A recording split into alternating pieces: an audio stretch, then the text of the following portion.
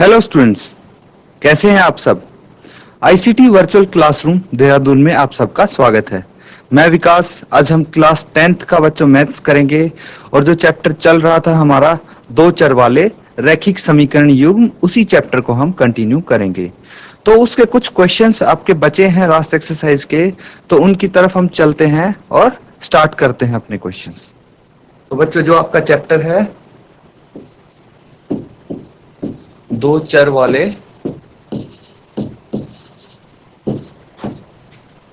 रैखिक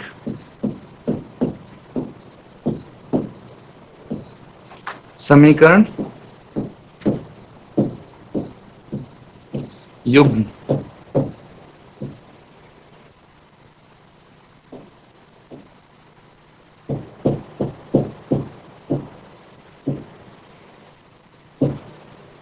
तो इसमें काफी सारे क्वेश्चंस हम कर चुके हैं और मेथड्स भी हम सभी के सभी कवर कर चुके हैं। कौन से मेथड हमने किया था? सब्स्टिट्यूशन। भाई सब्स्टिट्यूशन से आप हल निकालते हैं, किया था। फिर एलिमिनेशन भी किया था आपने। फिर क्रॉस मल्टीप्लिकेशन भी किया था आपने। तो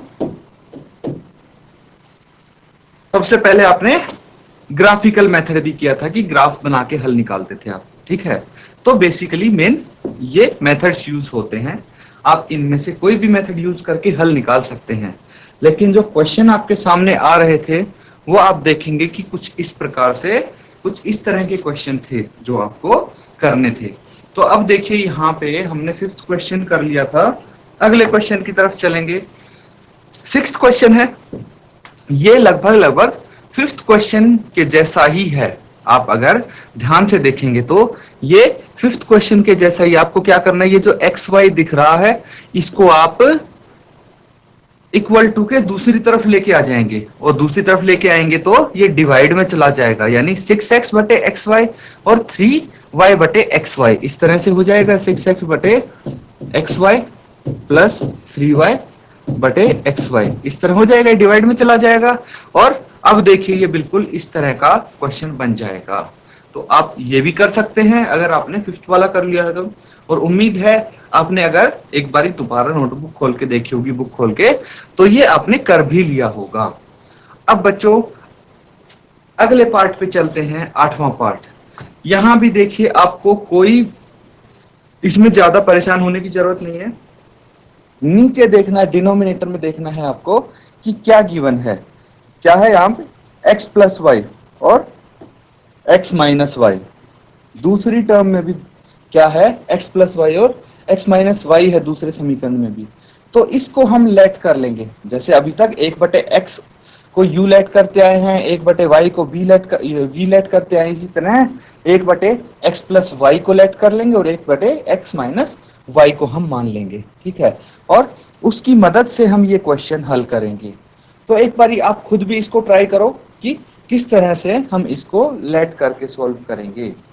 तो सबसे पहले हम यहाँ पे क्वेश्चन लिखेंगे, 10 upon X plus Y plus 2 upon X minus Y is equal to 4। ये है आपका पहला समीकरण। फिर आप दूसरा समीकरण इसका करेंगे। तो देखिए दूसरा समीकरण क्या है इसका? 15 बटे एक्स प्लस वाई माइनस 5 बटे X minus Y is equal to -2। और यहां पे आप बोल सकते हैं कि भाई लेट या माना, क्या मानेंगे हम? 1 बटे एक्स प्लस वाई को हम मान सकते हैं u, और क्या मान सकते हैं? 1 बटे एक्स माइनस वाई को हम मान सकते हैं v। बस अब हमारे पास ये रैखिक समीकरण की फॉर्म में आ जाएगा। देख सकते हैं आप। हम पहली इक्वेशन की तरफ देखेंगे, 10 है और 1 बटे एक्स प्लस वाई क्या होता है? u हमने अभी यहां पे माना है, तो 10u इसको बोल सकते हैं। फिर प्लस 2v इसको बोलेंगे, इक्वल टू 4। बन गया कितना सिंपली? समीकरण बन गया है ये। अब दूसरा वाला देखिए 15u minus 5v is equal to -2। तो दोनों समीकरण आ गए हैं हमारे पास। इनको अब आप कोई भी तरीका लगाइए, सॉल्व कीजिए आप। तो कौन सा तरीका आपका फेवरेट है, वही आप इस पे मेथड अप्लाई कीजिए, इसका हल निकालिए और मुझे बताइए कि क्या आपका हल आया है, आंसर क्या आया है। जल्दी से इसको सॉल्व करके देखिए। अब बच्चों अगर आपको कोई भी परेशानी आती है क्वेश्चंस करने में या फिर कोई डाउट है तो आप अपना हैंड रेज करके पूछ सकते हैं। किसी भी स्कूल में किसी बच्चे को अगर डाउट है तो अपना हाथ खड़ा करें और अपना डाउट आप पूछ सकते हैं, नहीं तो जल्दी से इसको सॉल्व कीजिए। जैसे ही आपका आंसर आ जाए आप अपना हैंड रेज करके आंसर बता सकते हैं या फिर आप चैट के माध्यम से भी अपना आंसर भेज सकते हैं बच्चों। तो देखिए कैसे हम इसको हल करेंगे। हम यहाँ पे यूज करने वाले हैं बच्चों एलिमिनेशन मेथड। कौन सा मेथड? Elimination method.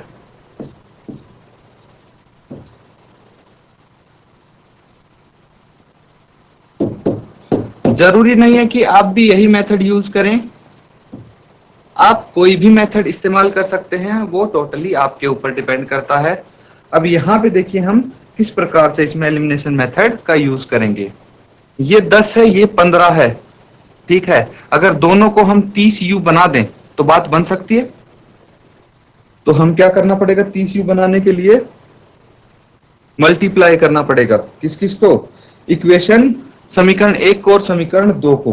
तो हम मल्टीप्लाई करते हैं।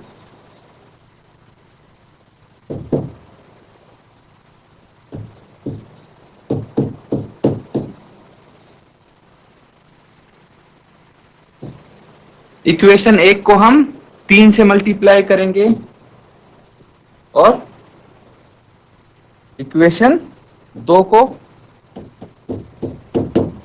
को अगर 2 से मल्टीप्लाई कर देंगे तो ये भी 30u हो जाएगा। तो बस इसको आप हिंदी में कैसे लिखेंगे कि समीकरण 1 को 3 से और समीकरण 2 को 2 से गुना करने पर क्या आएगा हमारे पास, ये भी देख लेते हैं। यह आ जाएगा 30u plus 2v is equal to 4 और ये आ जाएगा 30u, ये 2 नहीं होगा बच्चों, इसको हमने सभी टर्म्स इसकी किससे मल्टीप्लाई करेंगे, हम इसके जितने भी टर्म्स हैं आप देखिए इसको 3 से मल्टीप्लाई करेंगे तो 2 तिया 6 आ जाएगा, ये 6v और इज इक्वल टू 4 तिया 12।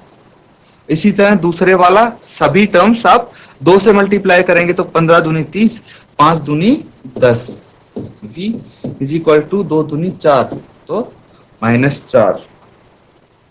इनको आप बोल सकते हैं कि ये समीकरण 3 और समीकरण 4 हो गए। अब क्या करना है, अब देखिए दोनों में 30u आ गया, तो अगर इन दोनों को माइनस करेंगे तो दोनों समीकरण को घटा देंगे तो आपके पास जो u है वो यहां से एलिमिनेट हो जाएगा, उसका विलोपन हो जाएगा। क्या बच जाएगा, v बच जाएगा और उसका मान हमें पता लग जाएगा। तो यही करते हैं। क्या करना है, समीकरण 3 से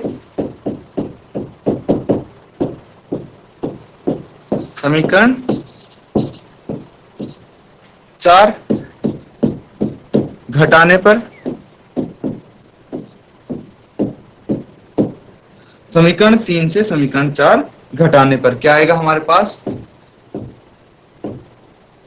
समीकरण 3 लिख लेते हैं 30u plus 6v is equal to 12। समीकरण 4 क्या था, 30u माइनस 10v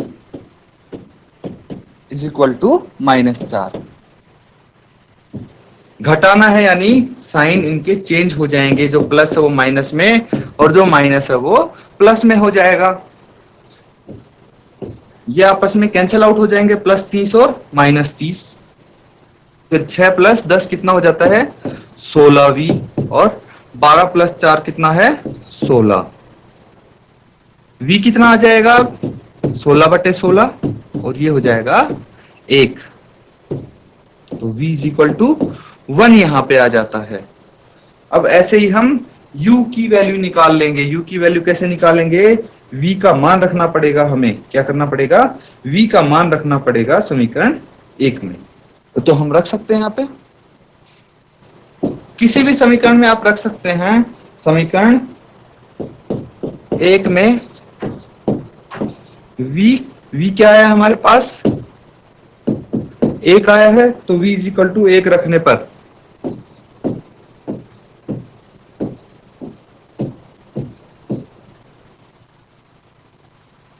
समीकरण 1 क्या था? 10u plus 2v is equal to 4, यही था समीकरण 1। तो इसमें आपने v का मान कितना रखना है? 1 रखना है। 10u प्लस 2v का मान 1 रख दिया इज इक्वल टू 4। इससे आप इसकी वैल्यू निकाल देंगे। 10u इज इक्वल टू 4 और 2 एकम 2, ये दूसरी तरफ जाके माइनस का हो जाएगा। अब u कितना आ जाएगा? देखिए 4 माइनस 2 तो 2 होता है, और 10 दूसरी तरफ जाएगा तो डिनोमिनेटर में चला जाएगा, डिवाइड होगा। ये कैंसिल आउट करेंगे, 2 एकम 2, 2 पंजे 10, तो u आ गया आपके पास 1/5। अब u भी है, v भी है, क्या हमारा आंसर आ गया? नहीं, अभी एक स्टेप और बाकी है। क्या बाकी है? हमने किसको u लेट किया था और किसको v माना था, वापस भी तो उसकी मान उसका हमें रखना है। तो हम क्या करेंगे, इसमें हम इनके मान रख देंगे। देखिए हमने 1/x प्लस वाई, इसको लेट किया था u, इसी को u माना था, और 1/x माइनस वाई, इसको हमने v माना था। इनकी वैल्यूज क्या हैं? इनकी देखिए u का जो मान आया है आपके पास, वो यहाँ पे आप लिख देंगे 1/5, और v का जो मान आया है वो आप यहाँ पे लिख देंगे, कितना आया है? 1। अब यहां से क्रॉस मल्टीप्लाई करेंगे आप, तो 5 इधर आ जाएगा, और ये x प्लस वाई इधर चला जाएगा। तो क्या बन गया आपके पास? इक्वेशन बन गई x plus Y is equal to 5। ये एक समीकरण बन गया, जिसको आप समीकरण 5 बोल सकते हैं। और इसी तरह यहाँ पे क्रॉस मल्टीप्लाई करेंगे तो x minus Y is equal to 1, ये समीकरण 6 हो गया। क्या हो गया? समीकरण 6 इसको हम बोल सकते हैं। अब ये भी वैसे ही सॉल्व करने हैं जैसे अभी तक हम करते आए। 2 समीकरण हमारे पास, दोनों को देखिए अगर हम ऐड कर देंगे तो क्या हो जाएगा? हमारे पास एक एलिमिनेट हो जाएगा इसमें से। तो हम क्या करेंगे, समीकरण 4, ये होगा समीकरण 5, और समीकरण 6 का योग करने पर हम दोनों का योग कर देंगे। क्या आ जाएगा? x plus Y is equal to 5 और x minus Y is equal to 1। तो देखिए दोनों को जोड़ेंगे तो ये माइनस वाई, ये प्लस वाई कट जाएगा, तो 2x इज इक्वल टू कितना आ गया?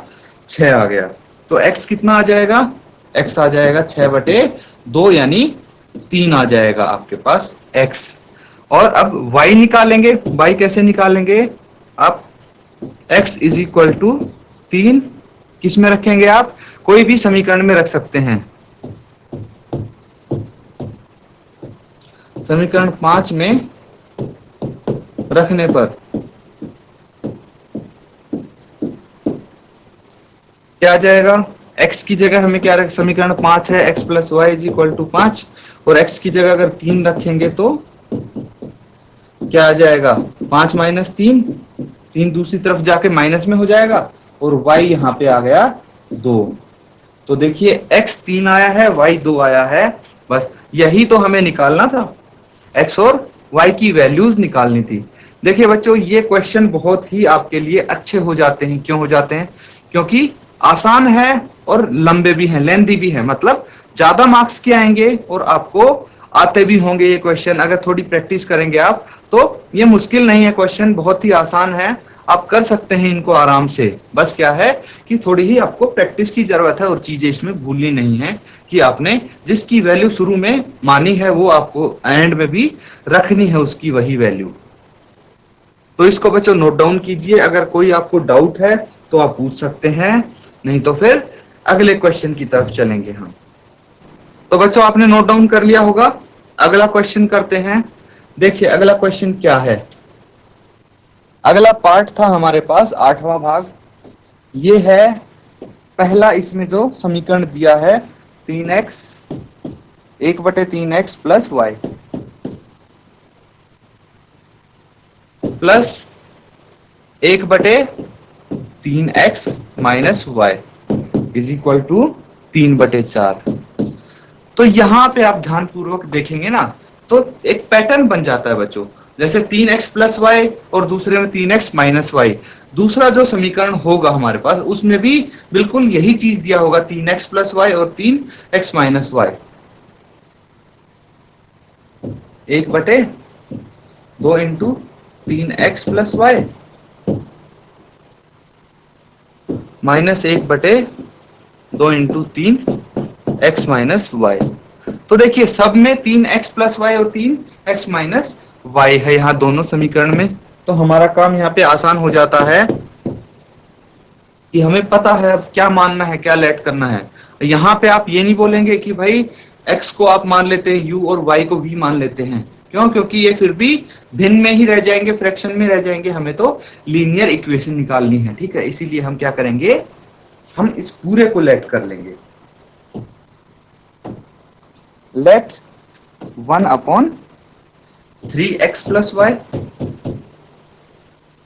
देखिए मैं हर बारी u और v मान रहा हूं, ऐसा नहीं है कि आपको वही चीज माननी है। आप यहाँ पे ये भी लिख सकते हैं 1/3x प्लस वाई को a मान लिया आपने एंड 1/3x माइनस वाई इसको आपने b मान लिया। ऐसे भी आप सॉल्व कर सकते हैं। तो क्या करेंगे, देखिए पहला समीकरण देखिए, एक है तो इसको 1/3x प्लस वाई है तो इसको a माना था हमने, प्लस इसको b माना था और इज इक्वल टू 3/4 है यहाँ पे। तो अब ये समीकरण एक आपके पास हो जाता है। इसी तरह जो समीकरण 2 है उसकी वैल्यूज आप रखिए, क्या होगा, a/2 minus b/2 is equal to minus 1/8। इसका तो आप एलसीएम ले सकते हैं, 2 एलसीएम आ गया तो a minus B is equal to minus 1/8।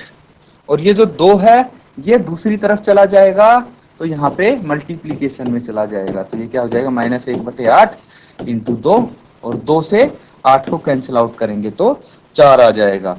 तो ये समीकरण 2 जो आया है वो आया है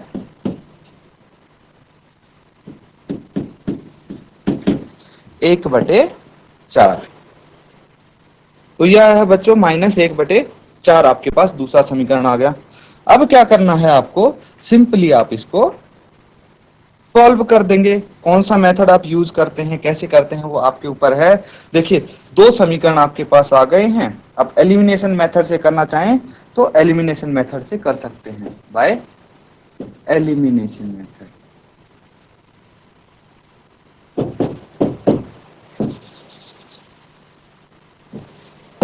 एलिमिनेशन मेथड से क्या होगा, वही करेंगे। समीकरण 1 और 2 को जोड़ने पर समीकरण 1 था a plus B is equal to 3/4 और समीकरण 2 था a minus B is equal to minus 1/4। इन दोनों को ऐड करेंगे आप तो देखिए ये दोनों कट जाएंगे, 2a is equal to 3/4 minus 1/4 यहाँ पे है, ठीक है। अब इसको आप आगे सॉल्व करेंगे तो 2a is equal to 3 minus 1 कितना हो जाता है, 2/4, यानी कैंसल आउट करके 1/2 यहाँ पे आ जाएगा। तो 2a कितना आ गया, 1/2, लेकिन हमें a का मान निकालना है तो a कितना हो जाएगा, ये 2 यहाँ पे डिनोमिनेटर में चला जाएगा इक्वल टू के दूसरी तरफ जाके, तो ये हो जाएगा a का मान 1/4। अब क्या करना है, a का मान आप एक समीकरण 1 में रखें, तो समीकरण put a is equal to 1/4 in equation 1। तो समीकरण ए क्या है आपके पास? देखिए समीकरण एक ये है, तो इसमें आप 1/4 रख देंगे ए की जगह, plus B is equal to 3/4। तो बी कितना आ जाएगा? 3/4 और माइनस 1/4, ये उधर जाके 1/4 ही हो जाएगा। तो यहाँ पे बी कितना आ जाएगा बच्चों? यहाँ पे बी आ जाएगा 1/2। इसको आप सॉल्व कर सकते हैं, ये 1/2 आएगा कैंसल आउट करके। अब क्या करना है आपको? वैल्यूज बच्चों वापस रखनी है। क्या रखेंगे? ए को हमने क्या लेट किया था? 1/3x प्लस वाई, और आपने क्या करनी है? दूसरी value b is equal to 1/3x minus Y आपने रखनी है। अब a की वैल्यू क्या आई थी वो देख लीजिए। a की वैल्यू 1/4 आई थी, तो यहाँ पे आप 1/4 रख देंगे। और b की वैल्यू कितनी आई थी? 1/2 आई थी, तो यहाँ पे आप 1/2 रख देंगे। फिर आप क्रॉस मल्टीप्लीकेशन करेंगे और ये समीकरण बन जाएगा। क्या बन जाएगा? 3x plus Y is equal to 4। क्या बन जाएगा? 3x plus Y is equal to 4। और दूसरा देखिए इसका क्या समीकरण बन जाएगा क्रॉस मल्टीप्लीकेशन पे? 3x minus Y is equal to 2।